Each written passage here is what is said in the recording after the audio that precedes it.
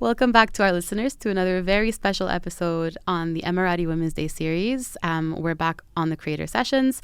I'm your host, Tala, and today we have with us a highly talented artist, illustrator, woman of many talents, known by her Instagram handle, mnawrah.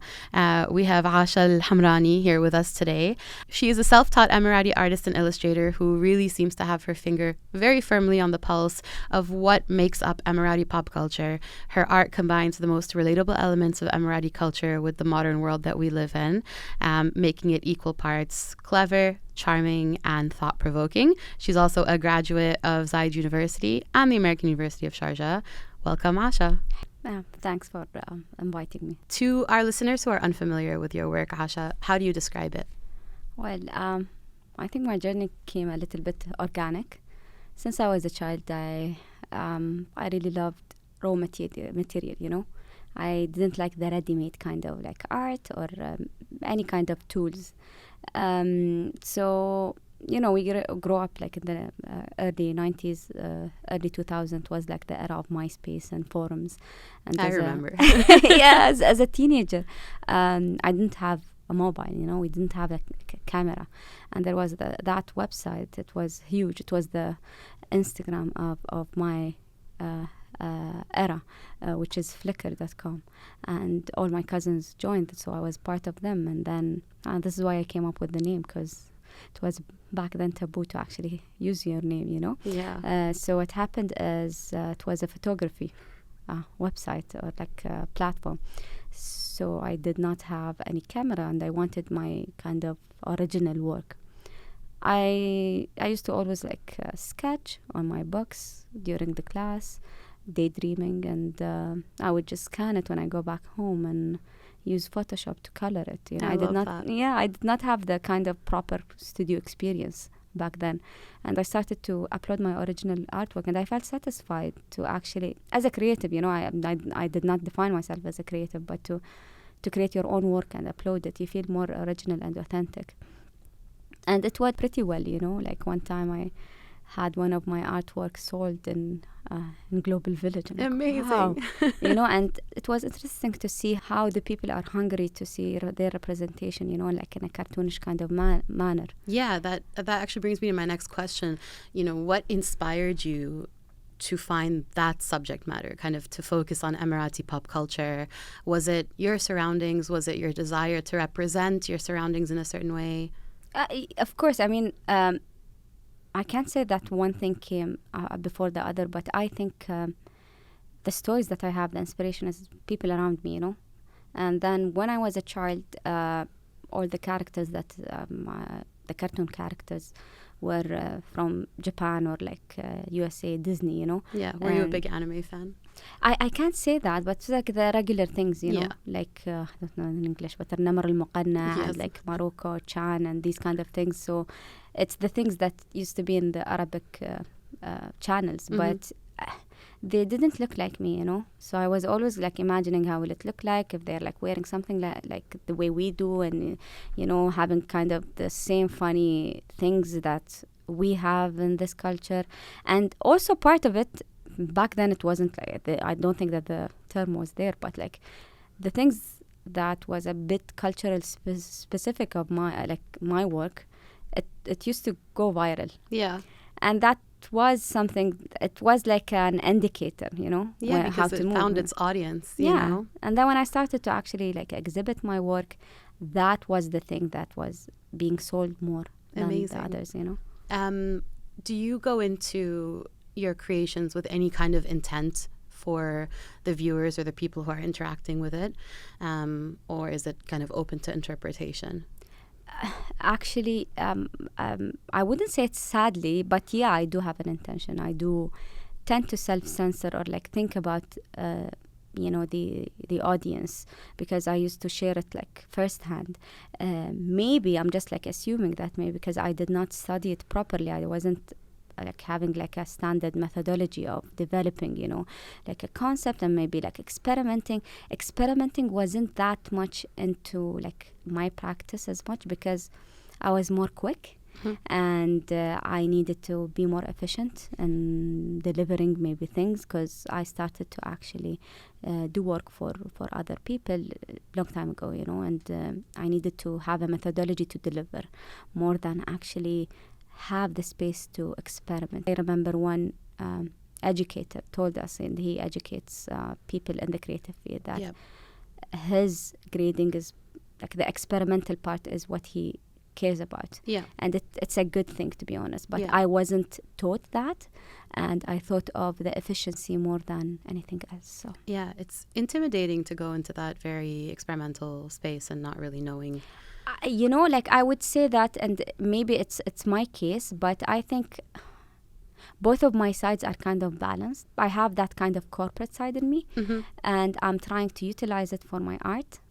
And but it's different, you know. And one thing will overshadow the other. I would prioritize, I think, delivering for whomever I'm like working or commissioned by. So, you know, like I developed my own kind of way of having it. So I think experimenting is more of a luxury.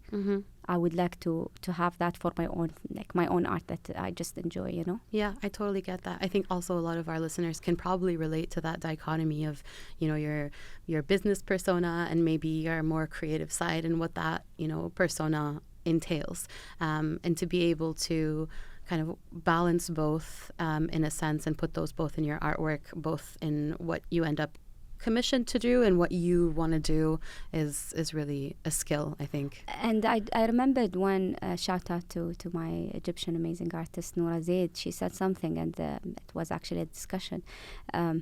It is a one man or maybe one woman show, you know.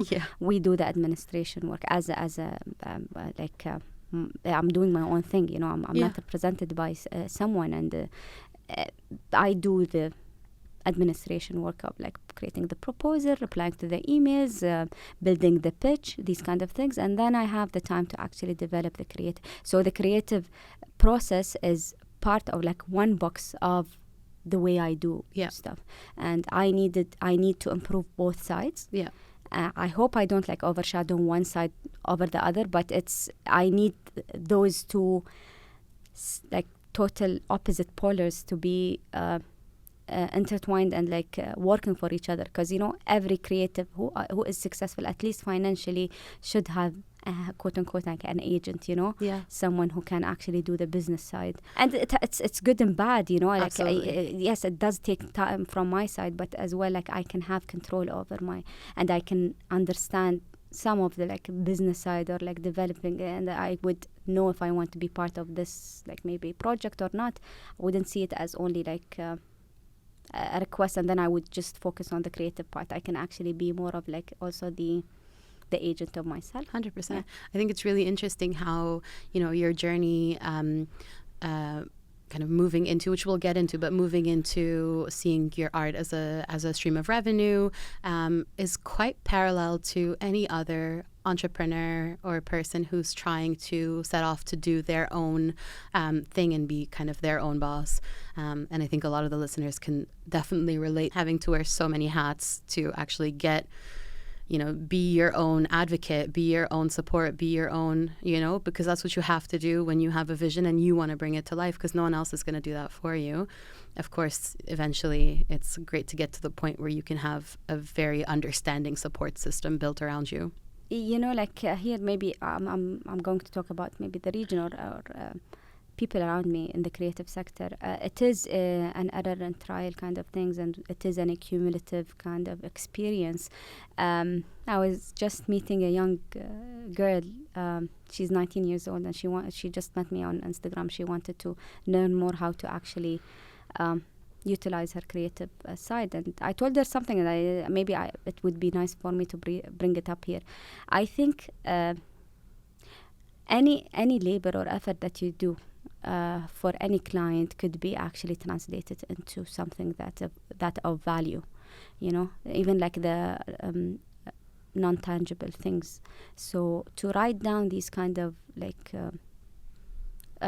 effort or services that you would do for a client and write it down and actually make it as I would say maybe an equation or something, like maybe numbers of hours or like the deliverables of such non-tangible thing, and then list it down. It's a promise for yourself, at the same time it makes the client understands that it's not only like a nice artwork. Yeah, things don't just happen. Yeah, and it's a good thing for me as an artist, because sometimes I would just feel guilty, or I wouldn't know how to advocate for my services. To actually write it down, it makes me feel grounded when because I set the promise that to manage everyone's expectation, including mine, and then I have this thing, which is anything that would be an extra labor or effort that I would put into whatever you want is considered a service, and I can tabulate it. Definitely. That makes perfect sense. And I, from an account management perspective, things that we do with the agency, I most certainly relate. We have to track our hours. We have to track, just how long it takes to do these things that people don't think of. You don't realize what goes into the creation of something. I don't think about it as well. So same when we're kind of to get somewhat technical, but if we're costing something, we really have to have a firm grasp of predicting what those hours are going to look like for a certain deliverable, and it's easy for us to grossly underestimate just how much time we put into different facets of our work. I visualize it as like two boxes, like I cannot open the box of creativity and like the flow of that thing, because it's kind of messy, it's kind of uncomfortable. I'm creating something out of nothing sometimes with the technical part. Yeah. This is why the technical part, actually, maybe going back to your question, it makes me feel grounded to actually have the safe space for me to actually do the creative work. Yeah. Because I'm somehow bounded by something. As a creative, this is my kind of input. I feel overwhelmed when I don't have any restrictions. Just give me the restrictions. I might break it. Yeah, I might do. I might go, it might be exciting for me to actually go outside my comfort zone by your kind of frame or box. Yeah. But say I need a box. Yeah. Whether you will set it as a client or I will write it down. Yeah. In order for both of us to have some sort of understanding, at least in a form of services, and then I'll open the box of creativity, because this is an effort and this is something that needs the right mood, it needs the right setting. It's something else, and it's a place that I need to be in, so to get rid of the technical part, the box of the technical part, is going to be a relief for my side and the clients. I love that, and that's so accurate. I can relate to that in my own way, but we often say go wild, go crazy when it comes to the ideation portion, and then we'll pull it back and bring it back into... No, that's the beast, and it's it's a good thing, but I feel like it's almost 70% of it is important. You are a creative, but at the same time, if you get the technical part aside, and for your own sake and everyone's sake as well, just it would be more kind of guided mess, Yeah, that's very solid advice. Bringing it back to intention just a little bit, you recently worked on a series of illustrations in collaboration with Benefit Cosmetics, was it? Yeah. And I think with that series, what stood out and what was really beautiful about them was, the thematic of self-love and self-acceptance, and you took some risks creatively in showing women in non-traditionally flattering situations, but situations that are completely relatable to every single woman in the world. So what was kind of the reception to that, and does it really matter? Does it vary from your intent going into that? What were you hoping to achieve? First of all, shout out to all the global brands that are willing to support the local artists. I'm not talking only about Emiratis. I'm talking about the UAE-based artists. Yeah. It warms my heart to see that, because such brands are a big boost for us. Absolutely. Whether exposure or even the financial side. But I'm talking about the domestication of their content to their audience. The social media helped, of course, because it's more of now targeting the different areas. I tend to self-censor a lot. Part of it is, of course, I wouldn't say that maybe it might not sound as brave, but at the same time I have another argument to that. I feel although as an artist, I do welcome challenging, or like pushing the envelope. As an artist, I'm exposed to things, and as a creative, I always like to play with ideas, and thoughts and arguments. However, as the masses also have the right to actually enjoy art as well. Absolutely. And be part of whatever kind of conversation. And for me to actually have, as my account on Instagram has like teachers who taught me when I was in school, and like grandmothers and like maybe old people from the neighborhood, very conservative, whether Emiratis or non-Emiratis. I want that. I want all of them to enjoy. Maybe the shock factor is good sometimes. I have it in my character when I my friends know that. But at the same time, it's good for us to not eliminate the public, I don't think that art should be only for the elitist or like the civilized people, quote unquote, I don't like it when people or like some artists think that if you don't understand my art, you are not like sophisticated enough. Yeah, 100%. People have the tendency here in the region, they really love other forms of art and literature, like poetry, for example. You understand as well. Yeah. Coming from Iraq, people do appreciate art. Absolutely. That doesn't mean that they don't appreciate maybe something a bit colorful or like illustrations. Art is art, and literature. People who tend to actually appreciate literature, most likely they would maybe also taste a good work of art. Back to benefit. I have tendency to write sometimes, but I also feel like it's more intimidating than art, because art I can like have symbolism and hide stuff with like cute colors, but writing is kind of raw. It's powerful. It is. And I feel afraid to actually even write my own thoughts. So sometimes I would just use lines, So the artwork that you are referring to, the one that I did for a benefit, is actually my wordings and things that, it was short to the point, but at the same time relatable. And I wanted that. Yeah. And I made sure that it's in Arabic, because, when you see an artwork and it's in Arabic, it's different. Yeah, you just feel like you immediately catches your it's attention. representation, and that representation has to speak to who we're trying to represent. And I can say for myself, I suggest that all of our listeners go take a quick peek at those illustrations we're referring to. But when I first saw them as well, they really resonated with me. Like, I actually felt quite emotional. It's rare to see someone take such a raw approach to showing, women in different lights, I guess. We tend to only put out the very polished perception, or the very polished kind of image of a woman in media, and especially being supported or in connection to a beauty brand like Benefit. It's really, really nice, because you expect those representations here in the Middle East to really be censored and to be like really prim and proper and pristine. And yeah, it was such a breath of fresh air. It's like sometimes if I want to see the bright side of being a little bit more, maybe it's like part of us being polite.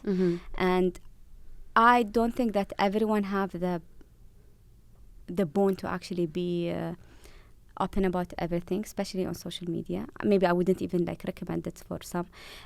So the lines that I have wrote, I have written. I can't remember all of them. But for example, Al-Rada content is for, or like the beauty. Sorry, is the contentment within. It comes from inside and then it shows.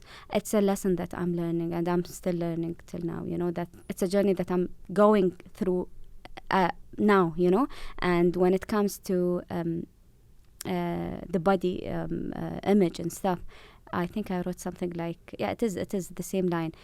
It's because like I've been struggling with like my body image for too long, and I thought that if I just like had one like kind of artificial kind of solution, then it would be it. But when I started to work on myself, and I think in 2020 almost everyone had nothing else to do, but 100%. just to self-reflect, also about the taboo topics like talking about the cramps and the periods, etc.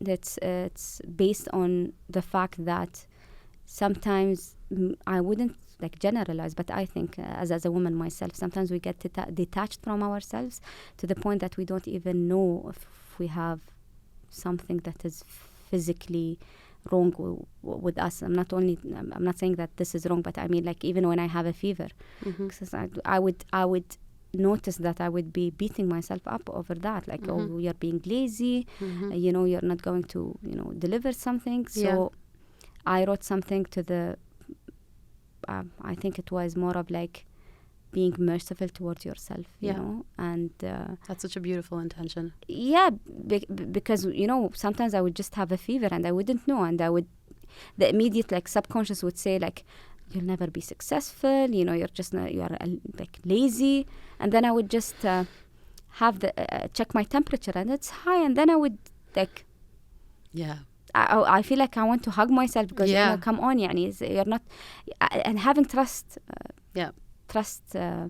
Being kind to yourself is more challenging than people realize, especially, with women who tend to be like carers, take care of everybody around them. Obviously not generalizing, but with that particular type, you often forget about yourself in the mix, and you're least kind to yourself, and you give too much of yourself, and it's important. It's a nice reminder to put yourself in the mix. That's like, even like putting yourself first is kind of, I wouldn't say it's wrong, but at the same time it's too much. We can't start there. I always tell myself, you are a client of yourself as well, because I tend to serve people. So I need to play some mind games with myself as well, to actually remind myself that I'm also a human as much as anyone else. And sometimes when I have this email that I need to reply to, and it's, for example, maybe 9:30 p.m., they wouldn't check it. Why should I push myself? Yeah, you put those barriers on yourself. And if they did not reply to me at 9:30 p.m. UAE time, and they're like there in the same like country, I wouldn't say anything. Yeah, how dare they? So cutting a slack to yourself is such an art, Maybe not doing it too much, but it's like, I think when you have trust within yourself, you will know how to manage that more, and actually use it to your leverage. That makes sense. Aysha, I have to ask you, with any great force of a creative intention or any movement, particularly maybe with regards to these illustrations, how there's going to be some kind of response. How do you deal with anyone who comes at you critically through, like, at your perceptions or at your creations? I don't push the boundaries that much. I wouldn't want to see that, to be honest, as much. I don't know if I have the thick skin to have that, but I'm more of like, I mean, you wouldn't see someone like attacking Mudhish, for example. I'm like in that category. No, I don't know. Like, you know what I mean? Like, these characters, you wouldn't have that. I don't know. Like, I'm going to throw some names that maybe some of the audience don't know, but like Majid, Majalat Majid, like we grew. It was published in Abu Dhabi. It's children's magazine, and the characters there, you wouldn't attack them. So I don't. Pushing the boundaries shouldn't be for everyone, and it's not in my approach. Okay, I take it.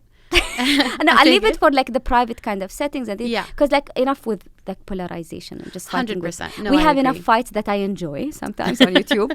I don't need enough. I don't need more within my. By the way, I have like a sweet line between being like a normal standard viewer on social media and being a creator. I'm not fully a creator. If you can see my page, I'm not as active, Sometimes I would have projects and I would forget to upload it. But I was telling my friends, because back to my beginnings as someone who started in Flickr in 2006, MySpace. Those people, they are the pioneers now, some of them, in social media. So, and like when we are talking about regionally or maybe even globally, they are the ones who actually created what we have on social media. What I was, I forgot what I was going to say. So, as a pioneer. Yes. Yeah. Some of my colleagues or friends are people with like 500,000 followers now. Yeah. I salute them. They're brave. They actually rode the wave and got everything with it, whether it's negative or positive. I made peace with just like, having some side for me. Yeah. Because I think and I think I've listened or it's credit for someone. It's not my own thought, but we are not equipped to actually have that kind of backlash. Yeah. Physically. Yeah. When we have 2 ears, we don't have I don't think that our body was equipped to actually have 100, for example, threats on social media. No, 100%. So to have that kind of, I mean, if you want to explain that for people maybe 1,000 years ago, it's like their spirits or like ghosts. It's scary. So I don't want to be a part of that. Yeah. And I see some people who are into the content creation or like art, so and like whether they are like sharing their art or anything else.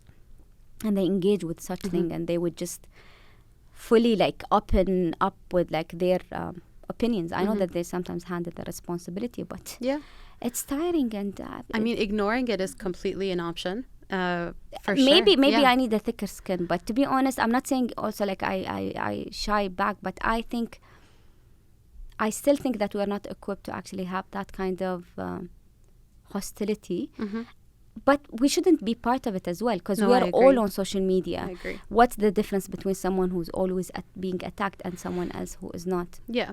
I think at a base level, before we move on, art in general and not particularly your art, because as you said, it's not like you're like creating these very polarizing images, but art in general is good art, is thought-provoking. Yours certainly is. And with any provocation of thought, you're going to provoke different reactions, responses, emotions, you know. And I guess some of those are not always entirely positive. And I think that's just a natural side effect, not of the creator, but just of maybe the human psyche, or how we've adjusted to speaking to people differently through social media. Maybe because I'm not like English is not my first language. When you said provoke, I would always tend to see it as something negative, but it is not. I mean, it could be some like putting on, like maybe having on the surface like some ideas or thoughts. 100%. I understand that. But and I don't want anyone to feel like they need to actually have like a solid kind of, I wouldn't say solid, like harsh opinions about things. And do you need to share it? Maybe you need to discuss it with your friends, maybe see if it's like a valid points. I don't know, like that's solid advice, I think. Think about what as you're an artist say. as well.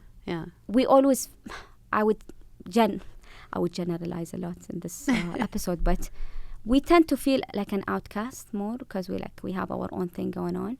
And when I sit with like the artists, I would see like how much it's like we have different ideas, different personalities, different kind of statements.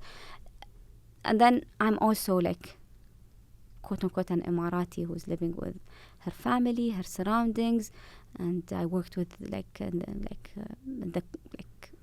government sector. So I have both perspective. And maybe because I think we're millennials. Yes. Yeah. We sure are. I'm born in 1991. Yeah. So we used to have this life before kind of the social media and sharing your opinion about everything in real time. So it gave me this perspective, and it made me. I do have like heated arguments with people. I like to have that kind of thing, and I like to listen to debates a lot as an entertainment. I mean, we grew up fighting battles in the YouTube comment section. Yeah, but like again, and I had my share of like maybe like harsh comments on forums and stuff. But what I'm saying, it's becoming too much, now, and it's even like children are part of the social media now. Yeah. It wasn't the case back then. So and you can. I have this kind of middle stand between being the viewer and being the content creator.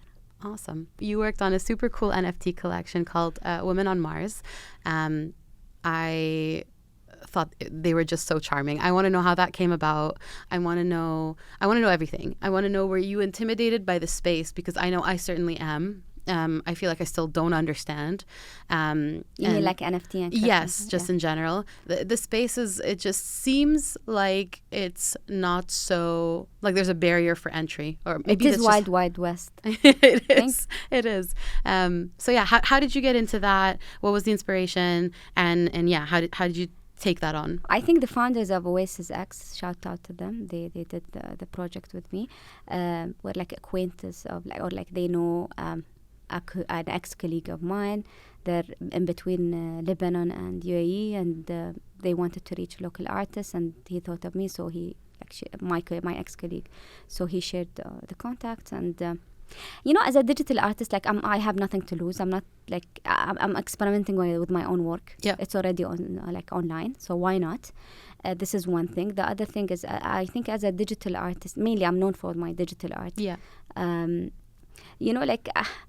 That was the first time that I see like more of like representation of digital artists, and like all of a sudden now we have a space as a digital artist, as digital artists, and it's all because of NFT. And I had like an Apple talk as well, discussing showing showing the artwork, because I created it using iPad Pro.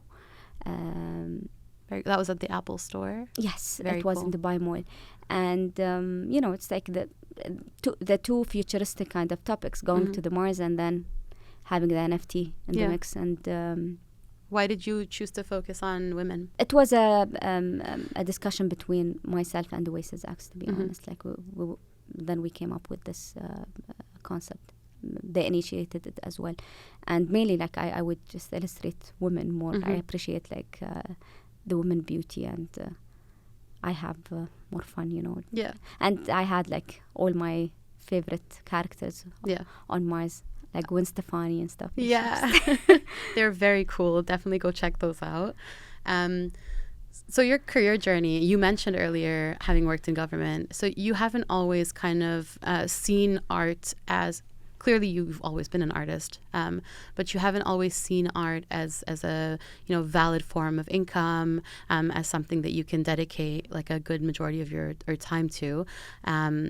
What was that journey like? You went from the government sector to pursuing more creative pursuits. What was that like for you?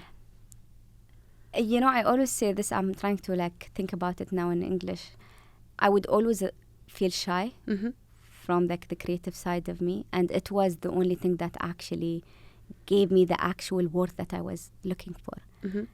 I thought that the university degree would do that. I thought that the validation from my family would do that. I thought that the job title might give me that kind of worth. That what is that to begin with, and like when I told you about being detached from my own body, I was detached from my own identity for quite some time. Art was always fulfilling. When I was in university, that was the cool thing that actually made me part of quote unquote cool gigs, Yeah. Absolutely. The artist. Yeah. You don't need to have like They're the latest bag, or be like the most beautiful girl in university. You're the artist, period. Yeah. No one would top that, You're the coolest thing if you want to own it, 100%. But I was detached. I was detached from that. I did not take even one course in art because I was running afraid, away from it. Yes, and it wasn't the life that is supposed to be, there was one memory that came when I was like working on like whatever, like self-reflection, and it hit me, as a child. I used to feel I used to hide the fact that I know how to draw, because it was getting so much attention and praise from teachers, from like colleagues, that I would see other people feel a little bit bummed by that. I mean, like friends, like the students, and I would feel bad about it. Yeah, I mean, you're talented. That's for so a reason. Interesting. Yeah, but talent is something that would just make you stand out. But I did not want that. I want to be part of people. But you can be part of. I wouldn't say that everyone wants that, but I feel like it's a human instinct to be part. Especially when you're younger, you don't want to stand out. You want to fit in. Exactly. Yeah. And that was my case from the start. And I would feel a bit embarrassed to have that kind of light on me. Yeah. That it might be taking the lights from other people, or they would feel, sad about themselves, and I would take their own kind of feelings on me, So I was shying from that, and then I wouldn't say as an Arab or like from Asia or stuff. You need to have that kind of career. You want to have that kind of lifestyle. Art wasn't seen as something that was cool, and I'm talking about like. I graduated from university in 2014-13. So back then, what is that? You're just going to be in a corner designing a business card, Yeah, 100%. What is that? What would you study? To be an art teacher, with all due respect, I love educating, but like, what is the career? Yeah. But when you think about it, what is that? Like, what is that, the career? Yeah.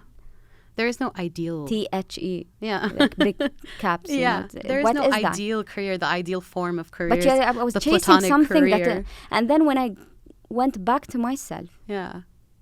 And recognized the work that it was there all the time. I didn't say that I just discovered it. I was just running away from it. Yeah. Like to have prominent people following you. Yeah. I remember one time there was a very senior person in the government, and she had a meeting in the same floor of mine, and I would always share my office, because it's like the offices are, sometimes it's a bit boring, the corporate world. I would just like have it as like all my artwork and stuff. Yeah. It's like a small exhibition. Yeah. Because I like... it's your happy place. Exactly. So that senior person, when she came to the floor, she actually asked my manager to see my office. Wow. Because it was like one of the sites. She wanted to see the exhibit. Exactly. Because she would always... And I did not recognize that she was following me on social. I'm like...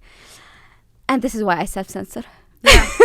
Yeah. Because such people, like, you wouldn't know that. Yeah. But these small things, I wouldn't be otherwise seen, 100%. And until I knew that and realized that, I started to regain the narrative and take the narrative and actually appreciate what God gave me and manifest that, even more. That's so beautiful. You've clearly done a lot of self-reflection to kind of come to these conclusions. 2020 was a good year. It was an interesting It was a good year for self-reflection, we have to say. I mean, we didn't have much... No, nothing to do. There's a lot of irony also in what you're saying. It's when you're younger, you're desperate to fit in, but then when people get older and they realize like we're all so uniform, they're desperate to stand out. So many of us like guided by fear. Yes. Yes. And then to be part of something, the collective, maybe in the not healthy way, just like be there, is just... I would always like imagining like it's not even a small puppy, like a dog that I'm dragging, like, and they don't, like, that dog doesn't want to go to that place, and just dragging it every day. Yeah. Every day, just every moment, There's also like a very... I mean, it's worth contemplating, but there's like a sad irony in the fact that, when you're a little kid and you have this creative talent, I mean, you said this more beautifully, but people are praising you, people are, putting a light on you for your work, for your talent. But there's, I don't know what happens, but you hit a line when you're growing up and you get older where suddenly it's not so cute anymore. Suddenly it's like... It's a side thing, Yeah, now it's like, why are you still doing that? Why don't you focus on this? Why, like... He was a small kid, an Emirati one, in one of the... Shout out to Midaf. I think it's they have different branches now. So I was giving this workshop and I was playing with them, and he was just looking at me. He was maybe 7. I don't know. I cannot tell the age, but he was like that age range. So he just looked at me and said, why are you like painting and you're old? He had this kind of... The gall on this child. It wasn't... No, I was like... I thought about it, like maybe he didn't see much. It's not something that is common, at least like maybe my surrounding. It's to see like... Yeah. Maybe the older kind of generation to actually be painting as if it's a luxury. And it is... I'll go back to one thing. Going to be your authentic self, sometimes it might be a luxury, to be honest. Not everyone has. Maybe some people have more responsibilities and obligations to actually focus on. This is why they need to actually be part of whatever corporate world or like whatever kind of job.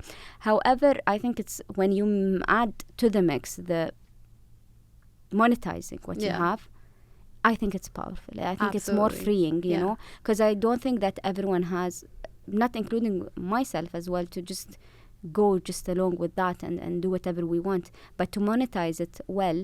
While I think the region is catching up regarding like creativity and the creative industry, there is a huge movement to actually protect more like the creatives and actually be able to to make it more of a like a legit career. Until now, I mean, going within is good. The creative economy in the UAE is certainly booming.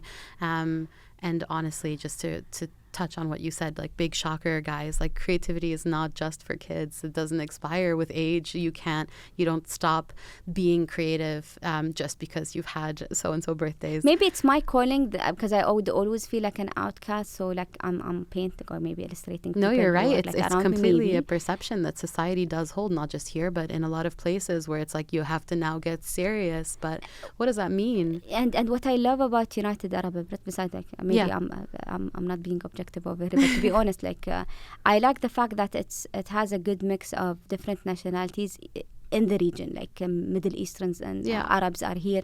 So it's a good hub for all creatives from all like nationalities, especially this, to reach like big brands and like the big companies that are based here and cultivate on like the activities here and the entity the different institutions that provide different programs are huge, you know, and it warms my heart when I see like Arab artists who actually made the name for themselves here in the UAE and they get recognized in their home countries. And it's a nice opportunity for everyone. Definitely.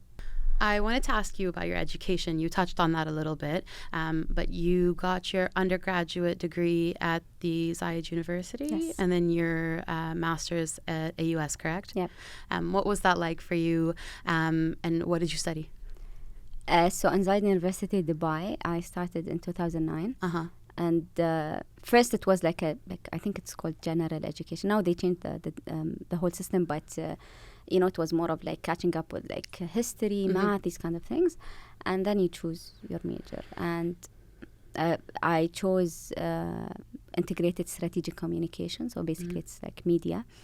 Because I wanted to run away from art, although like the art there is amazing. It finds you, doesn't it? And now it's like I love going to their exhibitions every year, the graduates exhibition. And I chose this because it had the most electives. So it was I think more than half of the curriculum. Yes, it was that, and I wasn't good as much in like typing and research, so it was a good thing just like maybe to have like, quick skills, you know. Then when I graduated and had my first job, it was a very kind of traditional kind of job, you know, because I stayed for 6 months. I thought that I will immediately have, you know, like my job, and but I stayed for 6 months because I wasn't proactive as much. Then I had that one of like the most kind of like traditional, like typical job, and enrolling in AUS, American University of Sharjah, was it was spontaneous a bit, because one time it hit me that I didn't even remember what I did yesterday. I was like, I cannot do that. I cannot have that, because at first I was so happy after how many years? I would say maybe 16 years of like education, you know, and school, and then university, and all of a sudden now you have a salary and somehow you don't have anything after work. You're an adult, you can actually just you can sleep. do everything. And I was so excited, like watching movies and stuff, and then after a while with like the type of job that I was doing, it was the fact that I don't even like I can't recognize the difference between yesterday and today. Like it hurts. I fell into like a routine, and then I was like I felt like it was rotting my mind. It wasn't good. So I called my cousin. I told her, like, you know what, we need to do this program. And it was, I think, the only program that did not need prior technical kind of prerequisites, like experience, like in business or something.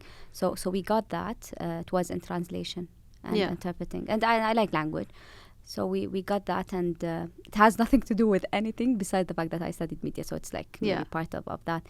But I had fun, and it's so weird. Like when I'm a bit more stimulated, or I wouldn't say tired, but like busy, I would have more energy to do other stuff. It's like training, you know. Yeah.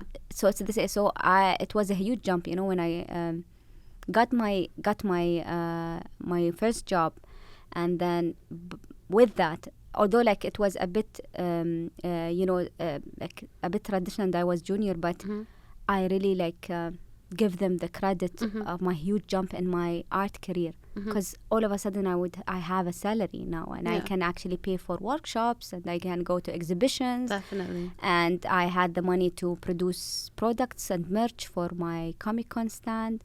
Yes. So you did 5 years at Comic-Con, yeah. didn't you? Yeah. And I don't know if like some of your listeners are students. Never lose your sparkle or like your fun side, but then when you mix the fun side and then you have a salary, you know, get dangerous. and then you will it will be a huge jump. And then everyone recognized that.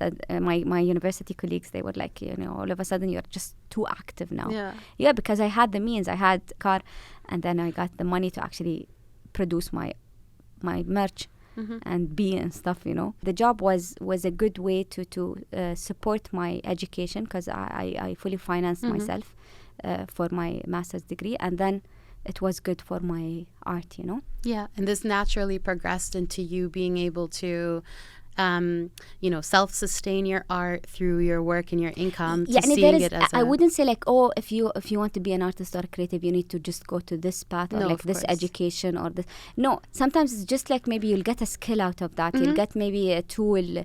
It will be maybe your the way you will finance yourself. You know what I mean? Absolutely. But that led you into then perceiving art as a form of income as well, correct? Yes, it came, but like I wouldn't say that my journey was, it's like the typical or like the playbook of doing stuff, because I grew organically, you know, and I wasn't, I was shy to get money from people, and especially before it wasn't wiring money through it. People would just hand you in the money, and I was just like, I wasn't, you know, like used to that. By time when a lot of people would just ask me, I thought that to have this kind of work transactional would be much better. So it would be like you'll uplift it in a more like professional manner. Even like maybe with family or close friends. It would have that kind of boundary, you know, because art is, you know, it comes from your soul, and you feel like it would take, you know, your time to have that kind of boundary, financial kind of transaction would just release some of that kind of tension, you know. 100%. What was it like for you to, going back to your education, to go back to Zayed University as a TEDx speaker? What was that talk like? I remember the first meeting there, I felt a little bit emotional, like I was going to cry just smelling the alleys and see all like the tired students. And you can relate.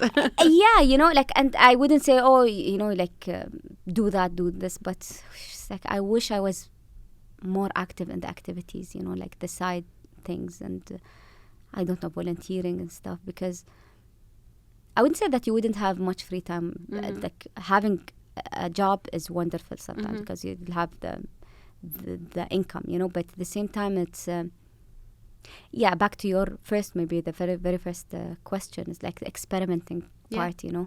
You're an adult, but you're not, you know, you are in a place that allows you to actually experiment.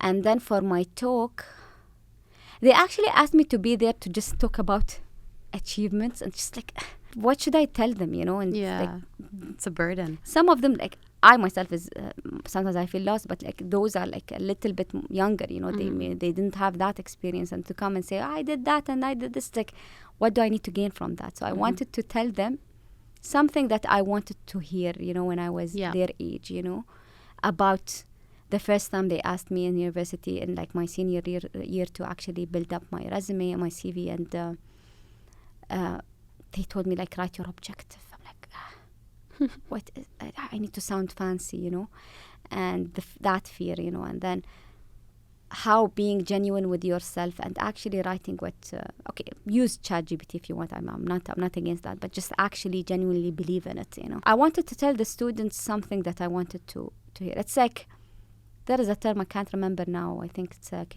from a European language. It's like when you have this wish that you can go to your past self and tell that self like it's going to be all right, it's going to be good. It's just I will be more like maybe powerful and active if I just knew it, Yeah. Well, that's like, it's impossible, but I wanted to channel that to them. Yeah, that's beautiful.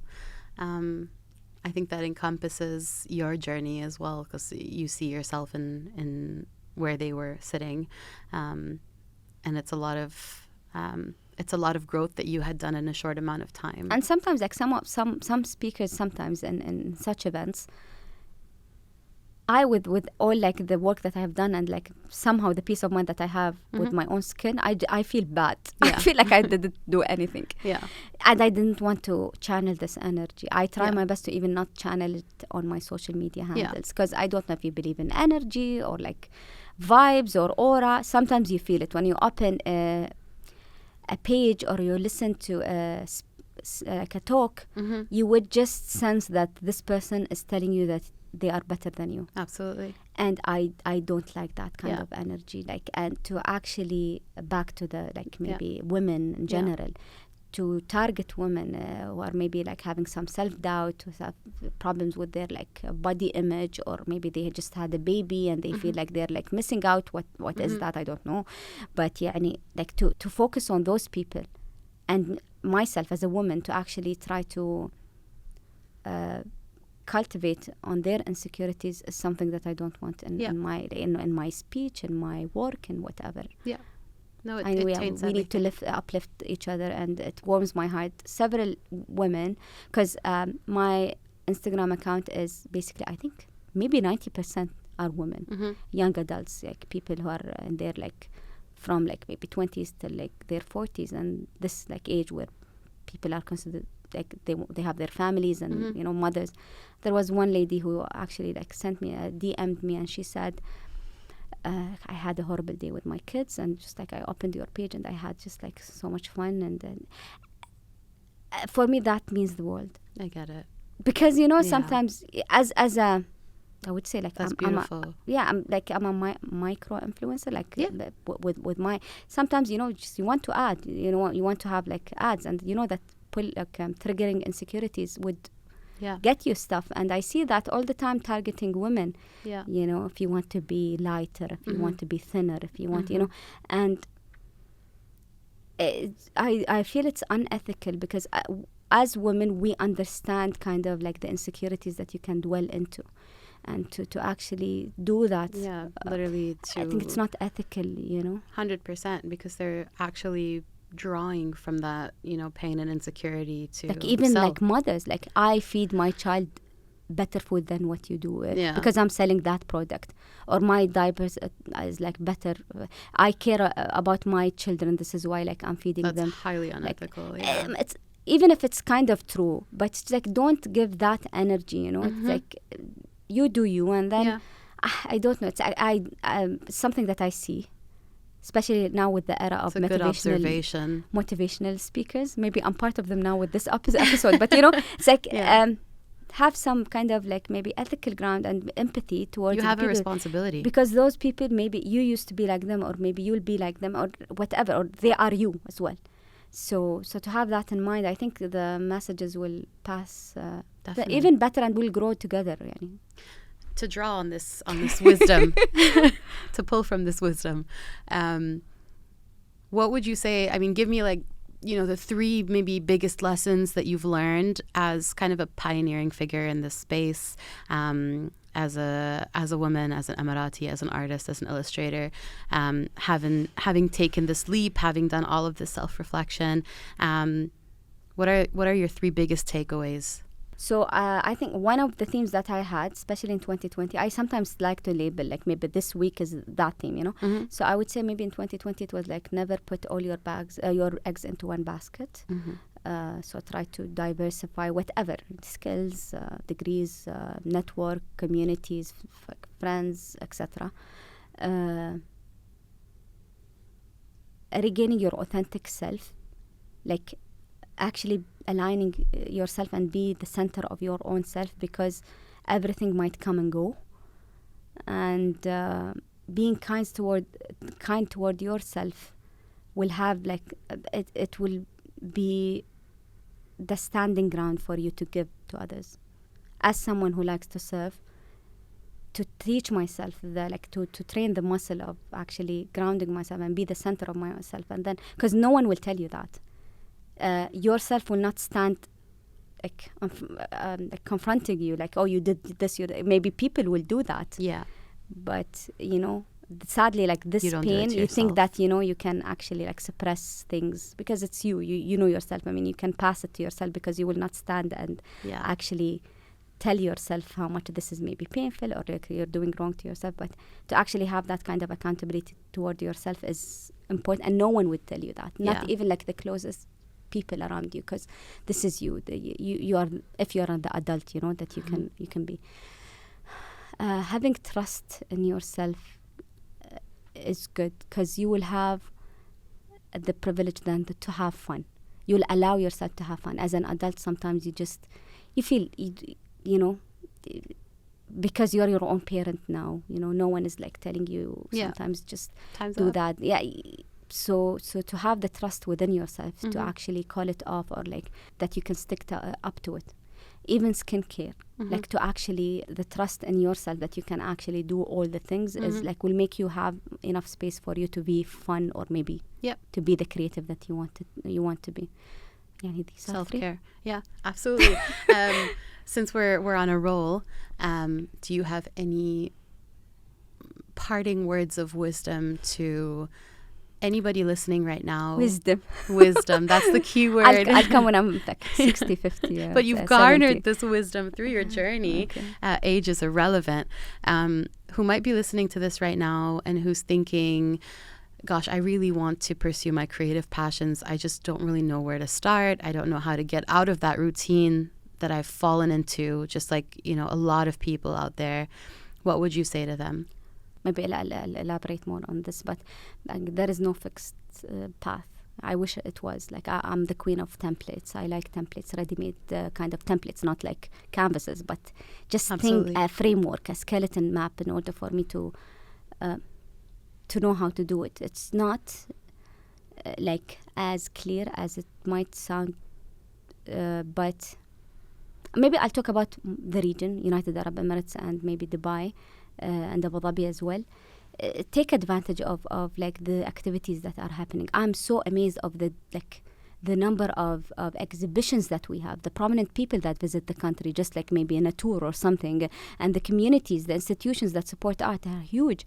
So just to have an open mind and visit these places and go to the exhibitions. They have a workshop. I'm like the queen of newsletter. One time I just opened a website of one of the complex that have so many exhibitions, Circle Avenue. So Absolutely. I just opened their website and I opened each and every art exhibition and added my email in their newsletter just to be updated, you know. Love that. In Sharjah Art Foundation as well, they have huge number of programs. They really do. And they have like reasonable prices, nothing.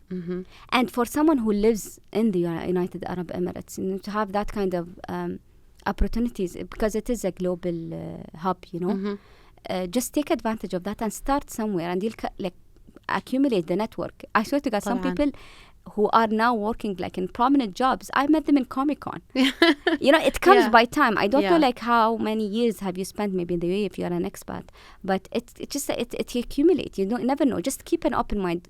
Go to places where it's not maybe competitive. It's not maybe like a conventional kind of standard places that are, you know, just like this. You know, just go to places to have fun, you know, workshops, programs, exhibitions, and you start to see how much like your network is. Immerse yourself in that scene. Yeah, and take advantage of the fact that in this region, in this country, it's a good global hub for, I think, any field, not only creative. Totally agree. I would say that brings us to the end of the episode. However, I want to know from you, you have the space now and the time to shout out any artists that you follow that you would love people to go check out as well. If you want to tell our listeners where they can follow you and find you and look at all of your cool stuff, go for it. Maybe because we're doing that for the Emirati Day, I want to shout out to Aysha Hamdan. I mean, she inspires me a lot in this, in like monetizing her talent and actually having multiple companies in the creative field. I always get her help in that field. She's like my consultant, and I ask for her services from time to time. So I really want to shout out to her. And when people talk about the creative industry or field, I would just remember her. So shout out to her. And if you want to follow my art, you can see it I'm more active on Instagram. Twitter is more of memes. So, but Instagram is my most active social media. We'll have that linked in the description. Yep. Aysha, we started this series to kind of have these conversations with just different Emirati women to celebrate their achievements, celebrate their journeys, and mark this occasion.